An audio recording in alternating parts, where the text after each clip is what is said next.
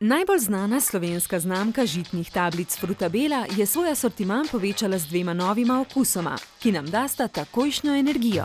Soočili smo se z izzivom, kako z lansiranjem dveh novih izdelkov osvežiti spomin na znamko Frutabela kot celoto, jo ponovno približati ciljni skupini in ciljno skupino vplesti v komunikacijo. Da bi dosegli zastavljene cilje, smo naredili kampanjo Plakati za pojest. V njej so lahko mimoidoči takoj posegli po dozi energije in kar na ulici preizkusili nova okusa. Klasično plakatno kampanjo smo nadgradili s samplingom in offline dogajanje povezali s spletnim komuniciranjem, s čimer smo sprožili govorice o kampanji tudi na spletu. Plakate po vsej Sloveniji smo prelepili z novimi Frutabelami. S tem, ko so ljudje poizkusili nova okusa, niso dobili le takojšnje doze energije, ampak so z jemanjem Frutabel razkrili tudi besedo energija, ki je bila ključno sporočilo kampanje.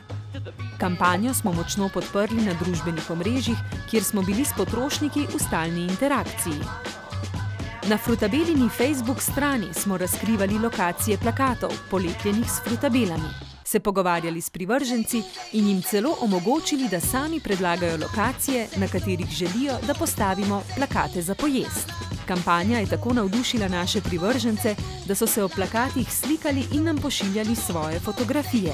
Skupina privržencev je celo posnela video, ki kaže, kako so oni doživeli kampanjo in Frutabele na plakatih.